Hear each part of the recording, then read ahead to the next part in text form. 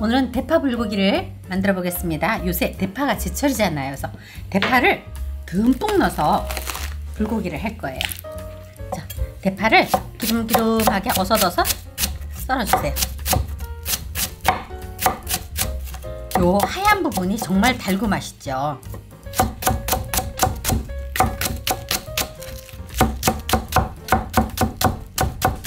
기름기름하게 채 썰듯이 썰어주세요. 표고버섯인데요, 생거예요. 이거를 좀 얄팍얄팍하게 썰어서 같이 넣고 볶아볼게요. 그러면 훨씬 고기의 감칠맛이 나죠. 얄팍얄팍하게.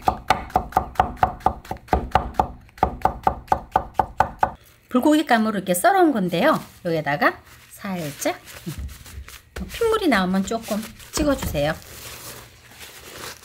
좋은 고기는 핏물이 안 나와요. 신선한 고기는. 먹기 좋은 크기로 세 토막 잘라볼게요. 이렇게 바로 볶을 때다가 고기를 넣으세요. 이 불고기는 굳이 젤 필요가 없어요.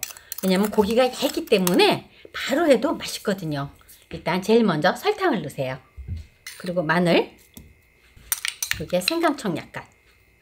그래서 잘 이렇게 한번 슬 버무려 주세요. 간장을 넣기 전에. 그다음에 참기름. 불고기에는 참기름이 넉넉하게 들어가야 맛있어요. 진간장,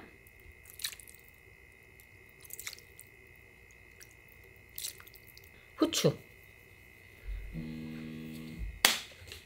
자, 집에 사과즙이나 배즙 있으면 좀 넣으세요. 이러면 설탕의 양을 좀 줄일 수 있어서 참 좋아요.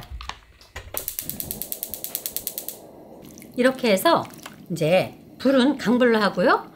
이렇게 웍에다가 넣고 볶으면 돼요. 그런데 이거를 우리 볶음 스푼으로 막 하면 불고기는 얇게 썰었기 때문에 잘못하면 깨져요. 그래서 젓가락으로 볶는 게 정말 좋아요.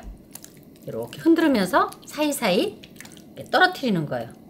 이게 얇아서 탁 붙어서 잘 안 떨어지잖아요. 이렇게 얇으니까.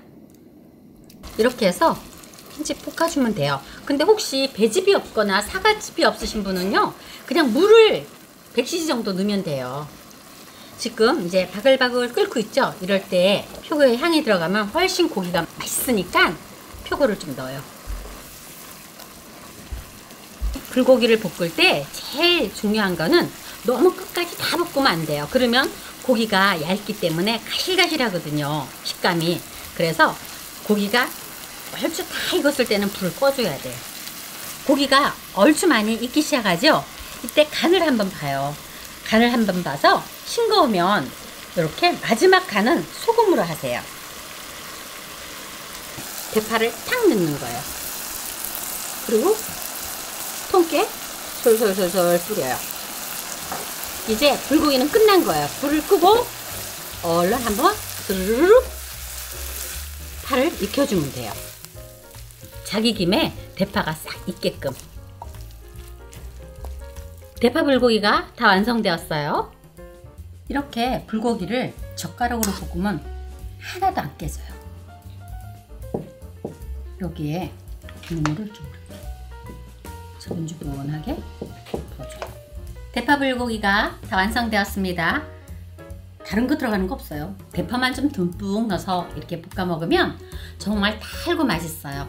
여러분들도 맛있게 만들어 잡수세요. 시청해주셔서 감사합니다.